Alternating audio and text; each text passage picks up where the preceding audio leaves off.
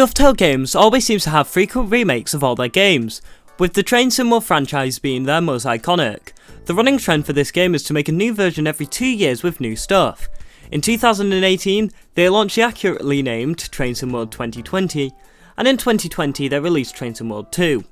2 years later, Train Sim World 3 has been released. Now, to keep this simple, I'll briefly look over all the main aspects of the game, starting with the price. Now, I'm not being funny, but 40 quid for an updated game, 2 free routes and 1 upgraded route seems a little steep. But, reluctantly, I handed over my precious money, because let's be real here, Train Sim World 2 will become obsolete when the full game releases. Once you load up the game, you get to the main menu, which I'm not the biggest fan of for 2 reasons. The first reason is that it looks more like a corporate website more than a simulator game. This isn't really a bad thing overall, but I do prefer the simplicity of the Train Sim World 2 menu. The other reason why I don't like it is due to it looking like Microsoft Flight Simulator's GUI. But regardless, it's easier to navigate than the older games. Now, we move on to the training centre, which is quite a good addition to the game. Taking inspiration from the Academy on the Train Simulator franchise, this makes it easier for inexperienced players to learn how to play the game. Containing small tutorials on the basic functions of the game to learning how to drive more sophisticated trains, the training centre really makes it a lot easier to learn how to play the game. Moving on to the main part of the game, driving. The game gives you the same features as Train Sim World 2 in terms of the different ways you can drive. On the base game, you have the option of 849 different timetable services that resemble real life, alongside 27 scenarios that gives you tasks and events to go through. And to be honest, scenarios are the best parts of the games.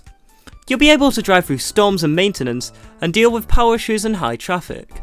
The variety you get in terms of scenarios is great, however the newest feature, Chapters, allows you to do some regular, predetermined and predictable services on a variety of different trains and liveries. Now, onto the elephant in the room. Dynamic weather, which takes the weather from the previous Train Sim World games and takes it up to the next level. With higher quality weather, more options and even features like wheel slip and third rail arcing. Not to mention how the passengers react, since they now open umbrellas when it rains. However, I don't think it's completely realistic having every single passenger carry an umbrella with them when it rains. Some people just may simply put up their coat hoods or run to the shelter when it rains, but in Train Sim World, it seems to be different. Overall though, the new weather adds more to the game, and that basically covers the main features of the game. Whilst the game overall is great, the main price is a downside, with a cost of around 30 quid for a starter pack, or 40 quid for the standard edition. The cost on its own is incredibly high.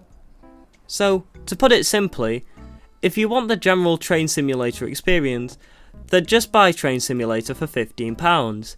It basically has the same functionality, but with less polished features.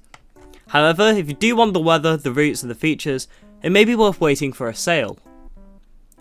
But overall, Train Sim World 3 is an upgrade from Train Sim World 2, but it comes at a hefty price.